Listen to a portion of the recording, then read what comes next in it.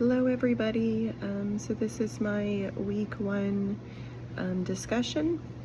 I am located in Siletz, Oregon, and I'm just starting my cohort for mental health and psychology in the accelerated degree program online. I have not had any formal or informal training of conflict resolution, and I'm eager to learn more about this subject.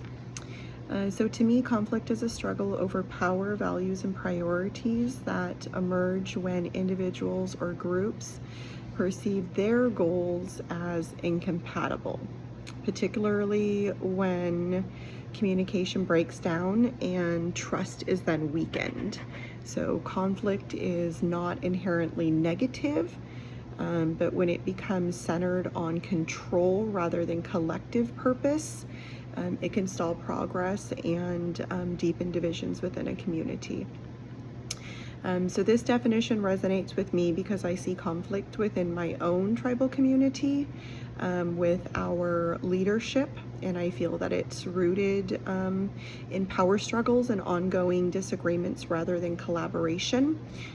Much of this conflict appears to consume time and energy that I feel could otherwise be used to move the tribe forward in ways that would benefit all tribal members, not just a select few.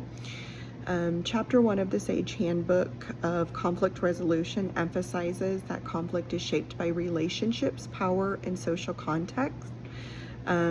Those reflect what I observe in my community. So when conflict is not managed constructively, it shifts focus away from the shared goals and it undermines the unity, inclusion, and progress. And those are values that I feel are especially important within a tribal community. A concept from our Brains at War that caught my attention is the idea that conflict is often driven by our brain's automatic survival responses, which pushes us towards an us versus them thinking. So that happens when we feel threatened. So rather than being purely rational, many conflicts are intensified by fear, identity protection, and emotional reactions that happen before conscious thought. So this suggests that even well-intentioned leaders can become locked into conflict because their brains are wired to a defend status, power, or group identity. In Fitstuff's chapter 1 on being mortal, I feel this concept is reinforced through the acknowledgement of human limitation and vulnerability. It emphasizes that humans are imperfect, we are emotionally driven and prone to fear, especially when power, identity, or legacy feels like it's being risked. And again, I feel like I see that in my own community. Being mortal means we are susceptible to ego, insecurity, and the desire for control, which can escalate conflict rather than resolve it. So together, these readings highlighted that conflict is not just about disagreement over issues, but about deeply human reactions to perceived threat and loss. So this concept stood out to me because it helps explain why leadership conflicts can become so entrenched and unproductive when leaders are operating from fear or identity defense instead of collective responsibility.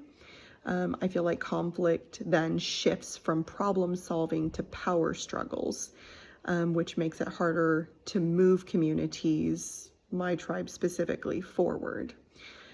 So my question to everybody is, in Granny Chapter 1, the author explained how crucial conversations often fail when people feel their power, identity, and respect is at risk, which causes them to move towards silence or violence.